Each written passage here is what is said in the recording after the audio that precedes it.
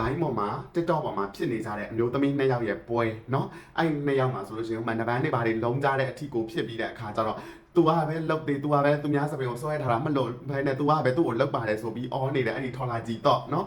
အဲ့ဒီထော်လာကြီးတော့ရဲ့အကြောင်းပဲအဓိကထားပြီးတော့ပြောပြသွားပေးမယ်ဟိုဘက်ကသပင်အစွဲခံရတဲ့ကျွန်တော်ပြောသလို3ယောက်ဝိုင်းလုတ်တယ်3ယောက်ဝိုင်းလုတ်တယ်နဲ့4ယောက်ဝိုင်းလုတ်တယ်သူတို့ကဘာမှမလုတ်လို့ဒီရဲ့ထော်လာကြီးတော့အကောင့်တိုင်းပဲကြံနေခဲ့တာเนาะလာစစမပရိုရှင်တို့စိုက်တဲ့နေရာမှာကြိုက်တယ်လို့ဒါနေရာယူလိုက်တော့အဲ့တော့ပထမဆုံးအနေနဲ့ဒီထော်လာကြီးတော့ရဲ့အကြောင်းပြောရမယ်ဆိုလို့ရှိရင်သူဒီအဲ့ဒီမြန်မာပြည်က celebrity တွေနဲ့တွဲလို့ရတဲ့เนาะတွဲပြီးတော့ရှောက်လဲလို့ရတဲ့အဲ့အစီအစဉ်တစ်ခုမှ तू ကရွေးချယ်ခံရတာအဲ့ရွေးချယ်ခံပြီးတဲ့ခါကျတော့အဲ့ဒီကိစ္စတွေလုံရင်းနဲ့လေအဲ့ဒီမှာလဲပွဲเนาะပွဲဖြစ်တယ် तू ကပဲရှာပြီးတဲ့ခါကျတော့ तू ကပဲ attention ရှာ तू ကပဲပွဲတွေလုပ်ပြီး तू ကိုယ်တိုင်ကနင့်နာသူပန်းသူသွင်းเนาะအဲ့မှာတချီအဲ့ဒါပြီးတဲ့ခါကျတော့အကုန်လုံးငြိမ်ပြီးလူတွေကသူ့မှာ attention မရှိတဲ့အချိန်မှာ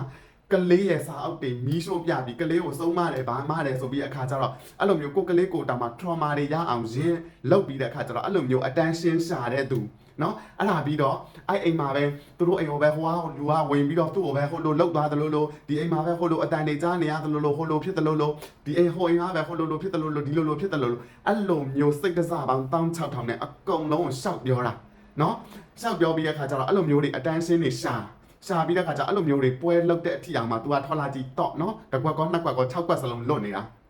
နော်အဲ့ဒါပြီးတော့အဲ့ဒီကနေပြီးတော့နေစရာမရှိတော့တဲ့ခါကျတော့ခုနကစီးပွားရေးလုပ်ငန်းရှင်လုပ်တဲ့တယောက်ပေါ့အေးလို့ line ပေါ်မှာစီးပွားရေးတွေပါတယ်လုပ်တဲ့တယောက်ကနေပြီးတော့သူ့အိမ်မှာခေါ်ပြီးတော့ထားလိုက်တာသူ့အိမ်မှာခေါ်ထားတဲ့အချိန်မှာလည်းအဲ့လိုမျိုးအမျိုးမျိုးတွေကိုမှွေပြီးတော့မှအဲ့လိုမျိုးတွေလုံလို့မလို့သူ့ကိုနှင်ထုတ်လိုက်တာနှင်ထုတ်ပြီးပြီးလိုက်တဲ့အချိန်ဒီကိုသူတို့ကပွဲတွေပါတယ်ဖြစ်ပြီးတော့ခါကျအဲ့တယောက်ကဟိုပြေးဒီပြေးကိုဖိုးခွေလုံနေတာထော်လာကြီးတော့ဟိုပြေးဒီပြေးကိုဖိုးခွေလုံနေတဲ့အခါကျတော့ဟိုတယောက်ကနေပြီးတော့သူတို့အမှုတွေပါတယ်ဖြစ်မဲ့ရင်ဆိုင်ဖြေရှင်းကြမယ်ဆိုပြီးတော့ရဲတွေပါတယ်နဲ့ခေါ်ပြီးလိုက်တဲ့အချိန်မှာကျတော့လေအဲ့ထော်လာကြီးတော့ပုံနေပြီးတော့အဲ့ဒီမှာဘာမှမသိလိုက်ရအောင်ဘာမှမသိလိုက်ပြီးနေအဲ့ကိစ္စလည်းအဲ့လိုမျိုးပဲငြိမ်သွားကြပြန်ငြိမ်သွားပြီးတဲ့ခါကျအခုနောက်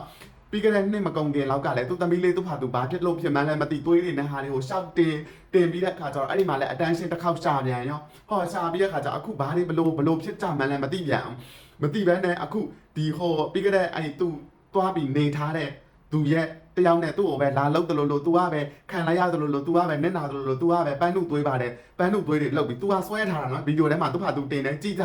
အုံနောက်ရှိတဲ့သူတွေလည်းစဉ်းစားရှင်တို့လည်းအဲ့လိုမျိုးထော်လာကြီးတော့ဖြစ်မနေသားနဲ့နော်အဲ့တော့ तू ကပဲနင့်နာတယ်လို့ဘာလဲတင်ပြီးအခုဇက်ကလည်းဟိုမသိဒီမသိနဲ့နောက်ဆုံးကျ तू ကထော်လာကြီးတော့နော်အဲ့တော့သူ့ကိုပို့ပေးရမှာတော်တွင်ရှင်တို့ပို့ပေးလိုက်ကြတော့အဲ့ဒါကိုစဉ်းစားနေရှင်တို့လည်းအကုန်လုံးထော်လာကြီးတော့တယ်ဖြစ်ကုန်ကြတော့မှာနိုင်ငံလုံးနော်အဲ့ဒါကြောင့်မလို့ဒီဟာအောင်